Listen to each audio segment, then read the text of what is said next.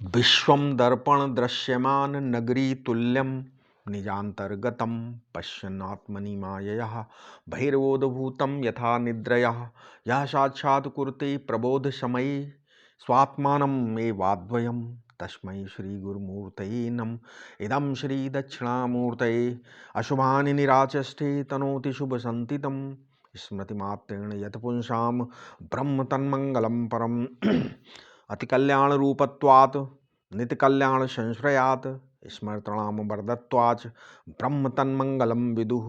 ओम। पिछले वीडियो में हमने ब्रह्म के कौन से लक्षण बताए थे, तटस्थ और स्वरूप लक्षण क्या है, ठीक है, इन पे चर्चा हो रही थी। उसके आगे अब बताते हैं कि ये जो जैसे ये जो जगत जन्मादि जो कारण है, ये ब्रह्म का लक्षण बताया जा रहा है। ये लक्षण क्या हुआ? ये लक्षण ब्रह्म का तटस्थ लक्षण है, ठीक है, ये स्वरूप लक्षण नहीं। इसलिए अन्यनिष्ठ होने पर भी जिज्ञास ब्रह्म का बोध कराने में ये लक्षण समर्थ है। समझ गए? अब भ्रांति से सिद्ध जो विषय है वे मिथ्या विषय भी अपने अधिष्ठान के बोधक हो सकते हैं, क्योंकि कोई भी भ्रम निर्दिष्ठान नहीं होता, ठीक है। मिथ्या वस्तु बिना अधिष्ठान के नहीं होती। यही कारण है कि श्रुति जन्मादि कारणत्व को ब्रह्म का तटस्थ लक्षण बताती है, ठीक है। कार्य की उत्पत्ति के लिए अव्यहित पूर्व क्षण में जिसकी उपस्थिति अनिवार्य हो उसको बोलते हैं कारण, ठीक है। कार्य की उत्पत्ति के जस्ट पूर्व क्षण मतलब अव्यवहित पूर्ण क्षण में जिसकी उपस्थिति अनिवार्य हो उसको बोलते हैं कारण। ये परिभाषा न्याय शास्त्र की है, ठीक है। जैसे घड़ा बनने से पूर्व मिट्टी, कुम्हार, उसके साथ क्या होता है, चाक, डंडा, सूत आदि का होना अनिवार्य है। अतः ये सब घड़ा के कारण हैं, ठीक है। अब इन कारणों के दो विभाग कर लो। समवायी, इसमें देखो अब कारण भी कितने प्रकार होते हैं वेदांत, तो उसमें एक होता समवायी कारण, एक होता है असमवायी कारण, ठीक है। समवायी का अर्थ है जो कार्य में सदैव अनुगत रहे, कार्य बनने के बाद भी कार्य में रहे। और जो असमवायी कारण है जो कार्य बन जाने के बाद कार्य में ना रहे। जैसे मान लीजिए घड़े बनाने की जो समवायी कारण है घड़े में, वो मिट्टी है, और जो असमवायी कारण है वो कुम्हार है ना, चाक, डंडा, सूत, ठीक है। अब वेदांती लोग लेकिन जो समवायी कारण को उपादान कारण बोलते हैं। ये तो न्याय के बताया, लेकिन जो वेदांत में समवायी कारण को उपादान कारण बोलते हैं। यत उपादाय कार्यम प्रवर्तते, ठीक है। और असमवायी कारण को, जो असमवायी कारण के पुनः दो विभाग कर लो, एक निमित्त कारण और एक सहकारी कारण, ठीक है। निमित्त कारण चैतन्य होता है, वो कर्ता होता है जैसे कुम्हार, और जिनके सहयोग से कर्ता कार्य को बनाता है वे सहकारी कारण है जैसे डंडा, चाक, सूत। तो प्रत्येक कार्य में उपादान कारण और निमित्त कारण दोनों होना अनिवार्य है, ठीक है। अब ये श्रुति क्या कहती है? श्रुति का कहना है कि जिससे जगत की उत्पत्ति होती, स्थित होती है, और जिसमें इसका लय होता है, ठीक है, वो कारण ब्रह्म है। उत्पत्ति का हेतु होने से ब्रह्म जगत का निमित्त कारण है, और प्रलय का अधिष्ठान होने से उपादान कारण है। घड़ा सदैव अपने उपादान मिट्टी में ही फूटता है, निमित्त कुम्हार में नहीं। अतः ब्रह्म जगत का अभिन्न निमित्तोपादान कारण है। जो जगत का केवल निमित्त कारण है या केवल उपादान कारण है वो ब्रह्म नहीं हो सकता। ब्रह्म को निमित्त कारण तो सब दार्शनिक मानते हैं, परंतु उपादान कारण सब नहीं मानते। किंतु उपनिषदों में एक के विज्ञान से सर्व के विज्ञान की प्रतिज्ञा है, और उदाहरण दिए हैं कि मिट्टी से बना घड़ा, सकोरा आदि के, ठीक है। इसलिए छांदोग्य श्रुति में दिया हुआ है पूरा। इसलिए वेदांत सूत्रों ने यह निर्णय दिया कि प्रकृति भी ब्रह्म का ही एक नाम है, ठीक है। अब इसमें ब्रह्मसूत्र में एक सूत्र है, बोले प्रकृतिश्च प्रतिज्ञा दृष्टांतानु उपरोधात, ठीक है, 1:4। तो इसमें ये बताया है, इसलिए वेदांत सूत्रों में क्या है, प्रकृति भी ब्रह्म की एक नाम है, ये भी ब्रह्म का नाम है प्रकृति। तो लक्षण सदैव ज्ञात चीज से बनता है और उससे पहचानी जाती है अज्ञात चीज। समझिए इस बात को, ज्ञात चीज से लक्षण बनता है और उससे पहचानी जाती है अज्ञात चीज। ये जगत ज्ञात है, इसी से इसके कारण अज्ञात ब्रह्म को पहचानना है, अर्थात कार्य से कारण की पहचान करनी है। यहाँ पे न्यायिक कार्य से निमित्त कारण का अनुमान करते हैं। उनके मत में उपादान कारण तो प्रत्यक्ष है, वो सदा कार्य में अनुगत रहता है। जैसे घड़ा देखकर मिट्टी का अनुमान नहीं होता, क्योंकि मिट्टी तो प्रत्यक्ष है, बल्कि अनुमान ये होता है, वो बोलते हैं कि इसके बनाने वाला कोई कुम्हार अवश्य है। इसी प्रकार इस अति विचित्र एवं व्यवस्थित जगत का रचयिता कोई न कोई अवश्य है और निमित्त कारण ईश्वर है, ऐसा अनुमान किया जाता है न्याय दर्शन में। लेकिन सांख्यों के मत में कार्य को देखकर उपादान कारण प्रकृति का अनुमान किया जाता है। सांख्योक्त प्रकृति का प्रत्यक्ष नहीं हो सकता।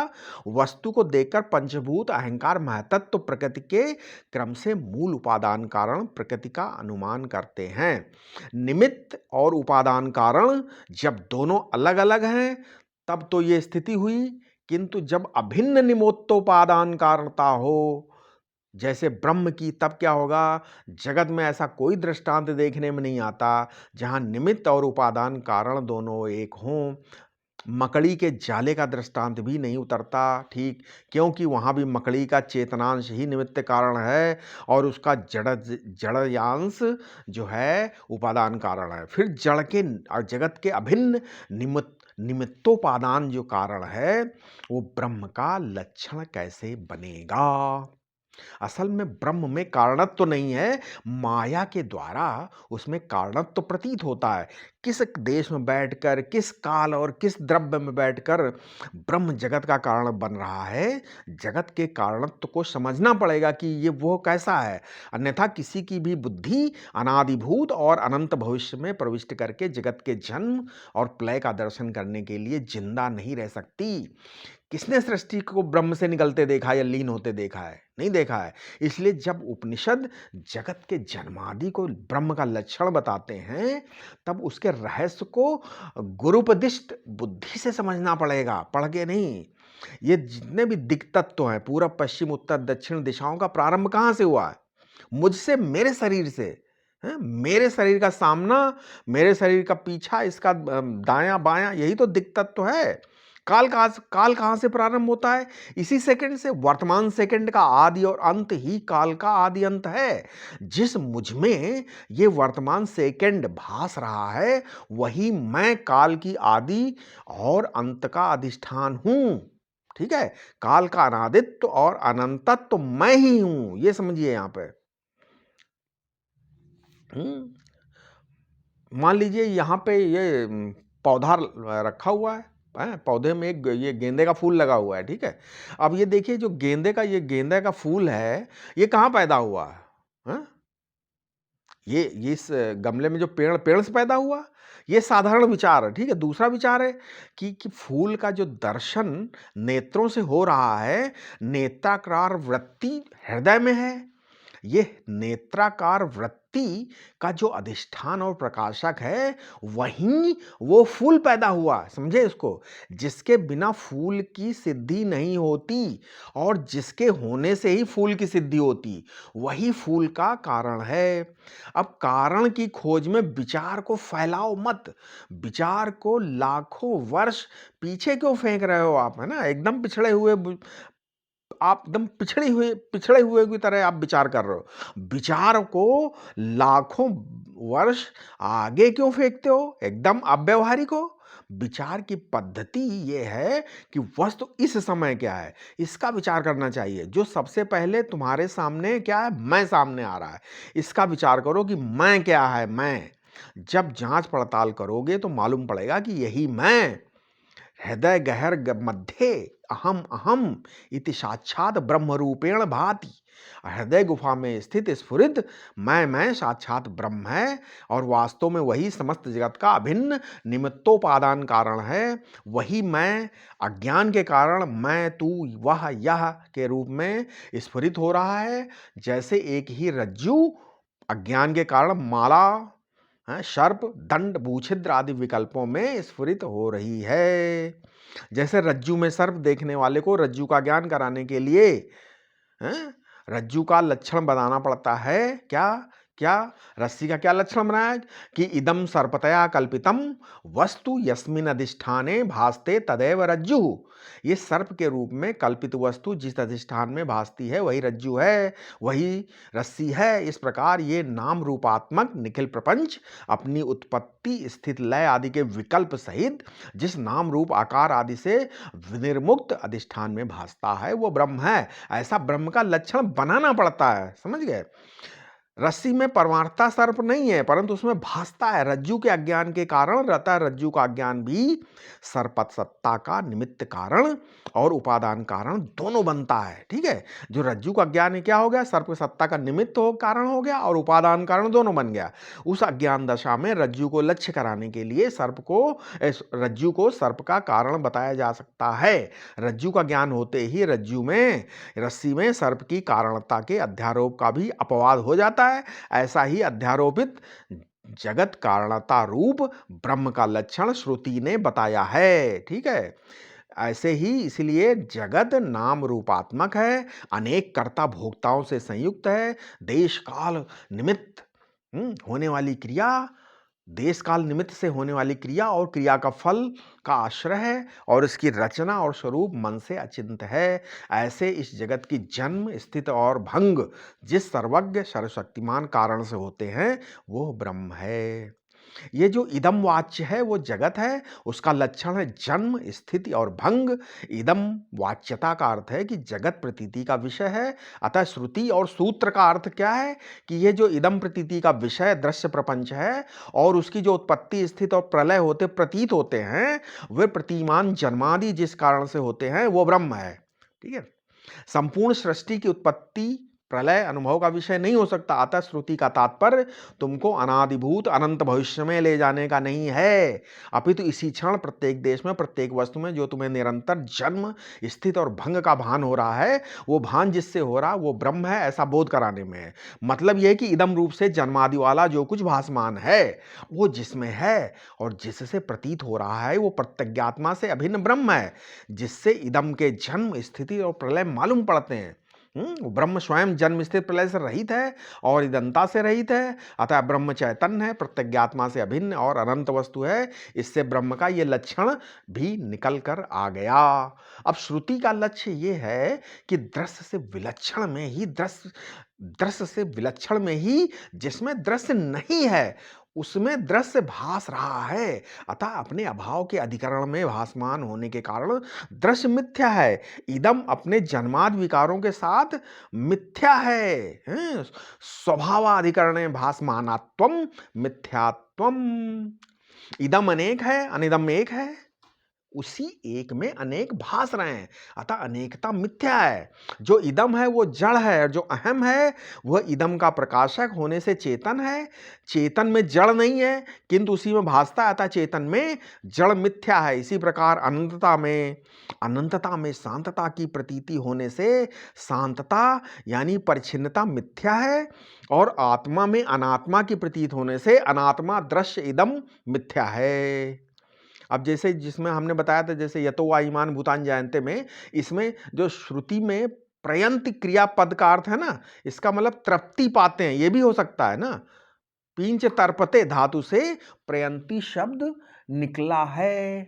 ठीक है, निष्पन्न होता है, अतः तृप्त होते हैं, ये अर्थ भी समीचीन है। अतः भूतों की उत्पत्ति, स्थिति, तृप्ति और प्रलय जिससे होते हैं प्रतीत होते हैं, किंतु ये जिसमें नहीं है अर्थात ये जिसमें मिथ्या भासमान है वो ब्रह्म है, उसकी ही जिज्ञासा करनी चाहिए। ब्रह्म वह है जिसमें इदंतया प्रतीत होने वाले जगत के जन्मादि होते हैं। अतः ब्रह्म सत है, ब्रह्म वह है जिससे इदम वाच्य संपूर्ण दस्य प्रपंच अपने जन्मादि के सहित भासते हैं। अतः ब्रह्म चित है, ब्रह्म वह है जिससे समस्त भूत तृप्त होते हैं। अतः ब्रह्म आनंद है, ब्रह्म वह है जिससे जगत की उत्पत्ति, स्थिति और भंग होते हैं। अतः ब्रह्म का जो रज्जु सर्पवत अभिन्न निमित्तोपादान कारण है और इसलिए अपरिच्छिन्न अद्वितीय है। ब्रह्म में जगत सदा ही लीन है अर्थात बाधित है, क्योंकि जगत के लीन होने पर भी ब्रह्म अवशेष रहता है। अतः ब्रह्म का स्वरूप सच्चिदानंद अद्वय है। तैत्तिरीय उपनिषद की आगे की श्रुति क्या बताती है कि आनंद ही ब्रह्म है, ये जाना। सचमुच आनंद से ही ये समस्त भूत उत्पन्न होते हैं, आनंद से ही जीते हैं, आनंद से ही तृप्त होते हैं और आनंद में ही समा जाते हैं।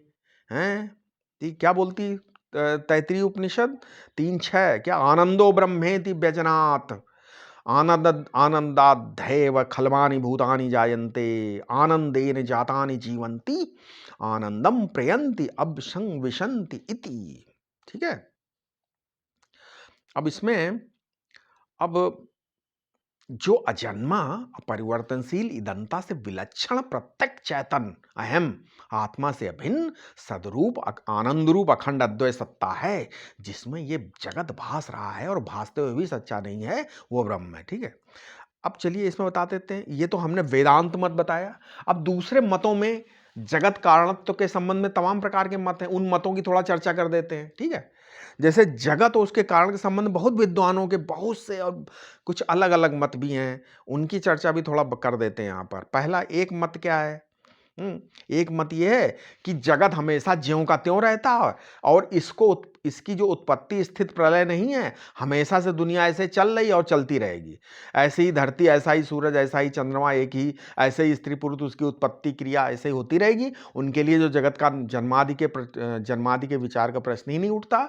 जिज्ञासा ही समाप्त हो गई। क्या करना है? विचार करके, जब सृष्टि सदैव ऐसी ही है, उपनिषद को स्पष्टता ये सिद्धांत मान्य नहीं है, क्योंकि वो तो कारण की जिज्ञासा करना बताता है, तद विजिज्ञासस्व बताता है ना। दूसरा मत क्या है कि एक मत है कि जगत के उपादान कारण के रूप में 4 भूत हैं, पृथ्वी, जल, अग्नि और वायु। वे आकाश को नहीं मानते। ये चार्वाक दर्शन बता रहे हैं। इनके यहाँ जगत का निमित्त कारण कोई नहीं है, मैटर या जड़ द्रव्य है, ज्ञान नहीं। ज्ञान द्रव्य से ही उत्पन्न होता है। ये चार्वाक सिद्धांत है, किंतु ये सिद्धांत भी औपनिषद नहीं है। ब्रह्मचार नहीं हो सकता। जो 4 कारण होंगे वे सब अपूर्ण और परिच्छिन्न होंगे, जबकि औपनिषद ब्रह्म अपरिच्छिन्न परिपूर्ण है। यदि जड़ द्रव्य की परिकल्पना अपरिच्छिन्न तत्व के रूप में की जाए तो ससत्ता प्रमाण से रूप से स्वयं प्रकाश चेतन ही होना चाहिए। ये उसके जड़ स्वरूप के विपरीत होगा। और फिर यदि जड़ द्रव्य से ज्ञान के विकास को एक स्वयं सिद्ध मान लिया जाए तो ज्ञान को ही स्वतंत्र सत्ता मानने में क्या आपत्ति है? उस दशा में या तो सांख्योक्त द्वैत की प्राप्ति होगी या औपनिषद ब्रह्मवाद की। जैन लोग भी कैसे मानते हैं? वो लोग मानते हैं कि इसमें कोई भी चीज बोलते हैं इसमें नहीं है। अब इसमें आगे देखते हैं। जैसे मान लीजिए सांख्यवादी हैं, ठीक है। सांख्यवादी परिणामी प्रकृति से सृष्टि मानते हैं, अतः वो भी औपनिषद नहीं है। ठीक है। सांख्यवादी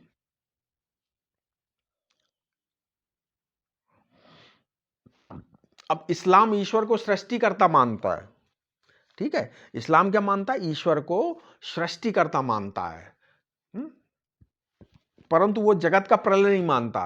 कयामत के बाद बहिश्त और दोजख तो लगे रहते हैं, यहाँ जीव रहते हैं। ईसाई धर्म में भी यही स्थिति है। अतः इस्लाम और ईसाई मत भी वेदांत के विपरीत हैं। उपनिषद में जगत का प्रलय स्वीकार किया गया है। ठीक है। इस प्रकार उपयुक्त सभी मत या तो सृष्टि की उत्पत्ति नहीं मानते, या प्रलय नहीं मानते, स्थिति नहीं मानते, ईश्वर या ब्रह्म से सृष्टि उत्पत्ति स्थिति प्रलय नहीं मानते। वे सब औपनिषद सिद्धांत से बहुत दूर है। अब दूसरे इस ढंग से सोच सकते हो। मान लीजिए शून्यवादी हैं, ठीक, बौद्ध, जगत का निमित्त कारण उपादान कारण दोनों नहीं मानते हैं। शून्यवादी बौद्ध जगत का निमित्त कारण और उपादान कारण दोनों नहीं मानते। निर्धिष्ठान निरुपाख्य निनिर्मित ही सृष्टि की प्रतीति हो रही है, ऐसा वे लोग मानते हैं। विज्ञानवादियों बौद्धों का कहना है कि चित्त जो खंड खंड प्रवाह रूप है वो संस्कार धारा के कारण है। इस जगत का ना कोई निमित्त कारण चैतन्य और ना इस जगत से कोई अलग जड़ या चेतन इसका उपादान कारण है। और जो कुछ संसार है वो चित्त संस्कार धारा ही है। अतः ये लोग क्या हो गए? चित्तोपादानवादी हो गए। ठीक है। अब ये उपादानवादी भी 2 प्रकार के, एक अंतरंग उपादानवादी और एक बहिरंग उपादानवादी। चार्वाक बहिरंग उपादानवादी हैं क्योंकि वे बाहरी चार भूतों को निमित्त उपादान मानते हैं। ये निमित्त कारणवादी नहीं है क्योंकि वे ईश्वर को नहीं मानते। न्यायिक भी बहिरंग उपादानवादी हैं। क्यों? क्योंकि वे परमाणु को उपादान मानते हैं। साथ ही वे निमित्त कारणवादी भी हैं क्योंकि वे ईश्वर को जगत का निमित्त कारण मानते हैं। प्रकृतिवादी जो सांख्य हैं, सांख्य लोग हैं, सांख्य दर्शन अंतरंग उपादानवादी है क्योंकि प्रकृति बुद्धि में है सो अंतरंग है और जो दृष्टा से बहिरंग है। ठीक है। कर्म संस्कारवादी जो पूर्व मीमांसक हैं वे कर्म संस्कारवादी भी अंतरंग उपादानवादी क्योंकि कर्म का संस्कार अंतःकरण में बैठा रहता है। विज्ञानवादी भी चित्तोपादानवादी होने के कारण अंतरंग उपादानवादी हैं। ईश्वरवादी भी अंतरंग उपादानवादी हैं। वेदांत सिद्धांत ये है क्या कि जगत का निमित्त कारण और उपादान कारण यदि कोई है तो वो ब्रह्म ही है और वो भी ब्रह्म में माया से मालूम पड़ते हैं। जब तक हम ब्रह्म को नहीं पहचानते तब तक वो परोक्षतया निमित्त कारण और उपादान कारण दोनों है। परंतु ब्रह्म को प्रत्यक्ष चैतन्य भिन्न पहचानने के बाद ब्रह्म ना निमित्त कारण है और न उपादान कारण, कारण मात्र का बाद हो जाता है और ब्रह्मातिरिक्त कोई सत्ता है ही नहीं। सृष्टि बनी बनाई सामने दिख रही है। अब शास्त्र इसकी संगति लगाता है कि ये कैसे बनी है। सृष्टि किसी ने निमित्त कारण ने बनाई। इस मत को क्या बोलते हैं? आरंभवाद। सृष्टि बन गई, परिणामवाद बोलते हैं, ये बन गई और ना बनी ना बनाई है और ना है, केवल ब्रह्म ही सृष्टि के रूप में भाषित हो रहा है, ये विवर्तवाद है। न्यायिक और वैशेषिक आरंभवादी हैं। सांख्य प्रकृति परिणामवादी है। बौद्ध चित्त परिणामवादी और शून्य परिणामवादी हैं और जो विशिष्टाद्वैती ब्रह्म परिणामवादी हैं और वेदांती विवर्तवादी हैं। इस प्रकार जगत कारणत्व के संबंध में अनेक दार्शनिक मत हैं किंतु श्रुति अपने को इस एक पक्ष में निक्षिप्त नहीं करना चाहती जहां जगत के जन्मादि को ब्रह्म से होना बताना सृष्टि को इष्ट नहीं है, अपितु जगत जन्मादि जो प्रत्यय हैं वे सब जिस स्वयं प्रकाश आत्मा से प्रकाशित होते रहते हैं और जिसमें अंततः विलीन हो जाते हैं वो ब्रह्म है, ये बताना इष्ट है। यतो वा इमान भूतानि जायन्ते, जो ये श्रुति है, श्रुतिवाद वाक्य है, इसमें भाववाचक शब्द नहीं है। जायन्ते, जीवंती, प्रयंती, अभिसंविशंति, सब क्रियावाचक पद हैं ये। ठीक है, ये भाववाचक नहीं है। अतः इस श्रुति का सार अर्थ ये है कि ये सब भूत जिससे पैदा होते हुए भासते हैं, जीवित रहते हुए भासते हैं, जिसकी ओर जाते हुए प्रतीत होते हैं और जिसमें ये समाते हुए प्रतीत होते हैं, वे प्रत्यय है। ये प्रत्यय देश प्रत्यय, काल प्रत्यय, वस्तु प्रत्यय, वस्तुअंतर प्रत्यय, जन्म स्थित प्रलय प्रत्यय जिससे हो रहे हैं वो ब्रह्म है। इस अर्थ से जो प्रत्यज्ञात्मा साक्षी है, त्वम पदार्थ लक्ष्यार्थ, वही जगत कारणता से उपलक्षित ब्रह्म या ईश्वर है। जगत के देश काल वस्तु, जगत का कारण ईश्वर, प्रकाशक और जीव, इनके पांचों भेद ये मालूम। पांच भेद कौन कौन से हमने बताया? पहला पांच भेद क्या है? पहला जीव का भेद, दूसरा जीव जगत का भेद, तीसरा जीव ईश्वर का भेद, चौथा ईश्वर जगत का भेद और पांचवा जगत का भेद। ये सब मालूम पड़ते हैं। ठीक है, वेदांत की भाषा में भेद मात्र भान व्याप्त है। ठीक है, बोले भेदो भान व्याप्य, समझ गए? जहां जहां भेद होता है वहां वहां भान होता है और जहां भान नहीं होता वहां भेद भी नहीं होता। बिना भान का भेद नहीं होता, परंतु बिना भेद का भान होता है, भेदाभाव का भान होता है, इसलिए भान ब्रह्म है और भेद प्रातिभाषिक है। इसका अर्थ यह है कि भेद होगा ही तब जब मालूम पड़ेगा। भेद का मालूम पड़ना भी भेद है, भेद का मालूम पड़ना ही भेद है, परंतु भेद सच्चा है कि झूठा? तो भेद झूठा है क्योंकि अधिष्ठान ज्ञान से बाधित हो जाता है। ठीक है। सुषुप्ति में पदार्थों का रहना भले ही माना जाए, परंतु सुषुप्ति में भेद नहीं रह सकता। पदार्थों का भेद बिल्कुल मानस है, बौद्ध प्रत्यय मात्र है, भान मात्र है, प्रतीति मात्र है। भेद कोई वस्तु नहीं, प्रत्यय है, वृत्ति है। ये ना जड़ है ना चेतन। जगत की वस्तुओं के जन्म स्थिति भंग के जो प्रत्यय हैं वे जिसमें भासते हैं वो ब्रह्म है। किससे भासते हैं? साक्षी से, मुझसे। तो ब्रह्म कौन? बोले तुम साक्षी ब्रह्म हो, अर्थात शोधित अहम ब्रह्म है। ठीक है। अब ब्रह्म आगे चलते हैं कि ब्रह्म जो है वो कार्य कारणातीत ब्रह्म है। ठीक है। अब सच्चिदानंद की दृष्टि से विचार करने पर क्या मिलता है कि वेदांत सिद्धांत की ये बात बताई गई कि यद्यपि कार्य कारण भाव मिथ्या है, तथापि वो कार्य कारणातीत वस्तु अर्थात ब्रह्म का लक्षण हो सकता है। इस पर शंका क्या होती है कि जब कार्य कारण भाव मिथ्या ही है तो वेदांती लोग इस मिथ्या जगत जन्मादि का वर्णन ही क्यों करते हैं? असल में ये मृद उपचार है। जैसे आप कोई कोई फोड़ा हो जाए, उसका उपचार ऑपरेशन भी है और औषधि प्रयोग है, मेडिसिन भी ले सकते हो आप, एंटीबायोटिक ले सकते हो। ये प्रयोग क्या? मृद उपचार है। इसी प्रकार यदि कार्य कारण भाव से ही ब्रह्म समझ में आ जाए तो ये मृद उपचार होता है। ठीक है। परंतु वेदांत हेतु प्रत्यनीक चिकित्सा है, व्याधि प्रत्यनीक नहीं। अर्थात वेदांत रोगों के रोग के हेतु कारण का नाश करता, रोग को दबाता नहीं है। धर्म उपासना वृत्त्यंतर उत्पन्न करके संसार के रोग को दबाते हैं, जबकि वेदांत संसार रोग के मूल द्वैत भ्रम को निवृत्त करके इसका इलाज करता है। इस इलाज में ब्रह्म में जगत कारणता का आरोप एक प्रमुख भूमिका निभाता है। एक और तो ब्रह्म को जगत से व्यावृत करके बताता है, जिससे उसके स्वरूप का विचार के लिए शोधन होता है। दूसरी ओर ब्रह्म की अद्वितीयता का भी बोध कराता है। जगत जन्म वाला, स्थित वाला, भंग वाला, जड़ या कारण वाला है, अर्थात स्वयं कार्य है, वो अपूर्ण है, क्योंकि लक्ष्य की ओर गतिशील है। वो इदम प्रत्यय का विषय परिच्छिन्न भेद मूलक है, प्रकाश है और प्रत्यय रूप है। इसके विपरीत ब्रह्म अजन्मा, कूटस्थ, चेतन, कारण रहित और स्वयं कार्य कारणातीत है। ब्रह्म परिपूर्ण है, लक्ष्य रहित है। हम ब्रह्म अहम प्रत्यय का साक्षी है, अपरिच्छिन्न और अभेद स्वरूप है, स्वयं प्रकाश है और संपूर्ण प्रत्ययों का प्रकाशक है। ब्रह्म सच्चिदानंद अद्वैत तत्व है, अविनाशी अबाधित सत्ता को सत कहते हैं।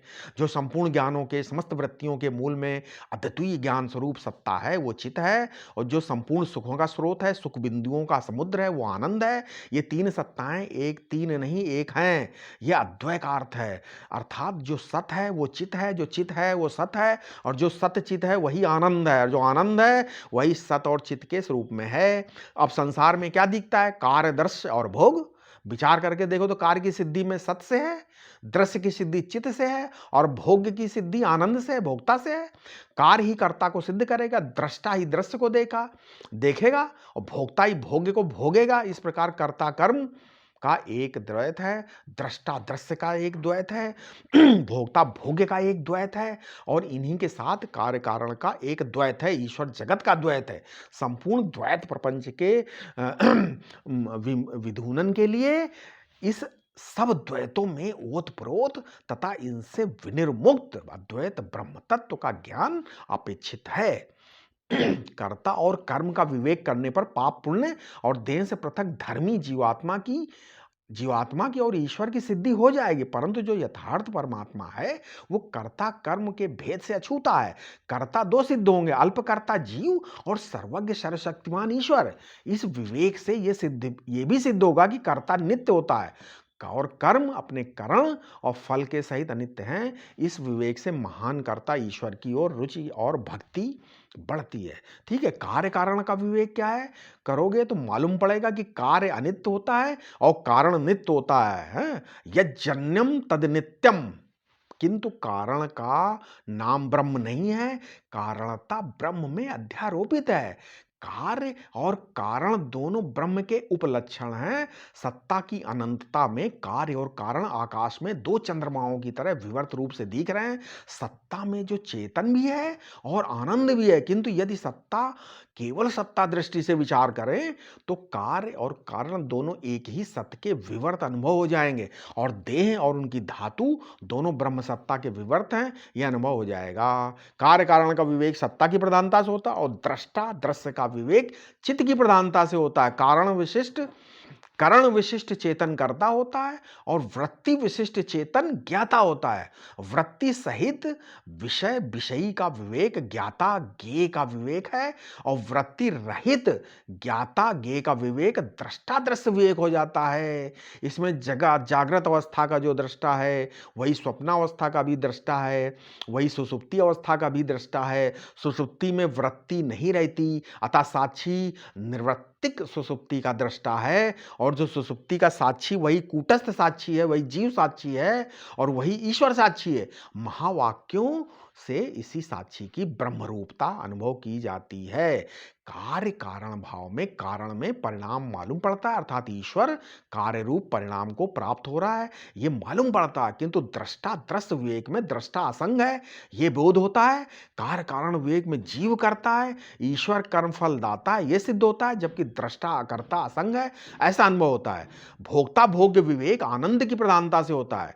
ये प्रियता का विवेक वास्तव में प्रिय आत्मा है, अपना आपा है ना, परंतु अपनी प्रियता को अन्य में संचारित करना, फिर उसे देखकर प्रसन्न होना, ये भोक्तापन है। इसमें विवेक ये है कि कोई भी वस्तु स्वयं अपने लिए प्रिय नहीं होती, आत्मा के लिए ही प्रिय होती। ये बृहदारण्यक उपनिषद में याज्ञवल्क्य महर्षि का वचन है क्या, नावारे नावारे सर्वस्य कामाय सर्वं प्रियम भवति आत्मानस्तु कामाय सर्वं प्रियम भवति। बृहदारण्यक 2:4-5।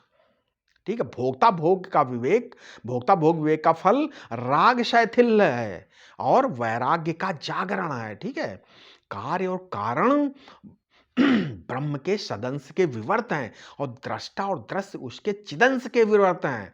ठीक है। विवर्त क्या है? दृष्टा और दृश्य उसके चिदंश के विवर्त हैं, वैसे ही भोक्ता भोग उसके आनंदांश के विवर्त हैं। समझ गए? अभी आगे अगर मान लो आपको बताएं इसकी क्या है, इसको कैसे अलग करेंगे, है ना। कार्य कारण विवेक हमने बताया, जैसे कार्य कारण विवेक ब्रह्म के हैं, दृष्टा और दृश्य उसके चिदंश के, ऐसे ही भोक्ता भोग उसके आनंदास के, ये बताया। अभी इन लोग इनके आगे आगे वियों का समन्वय करना है कैसे, एंड उसका जो समन्वय करके जो चीज जो स्थिति बनती है उसको हम बताते हैं अपने आगे वीडियो में। ठीक है, समझ में आया? चलिए, ओम शांति।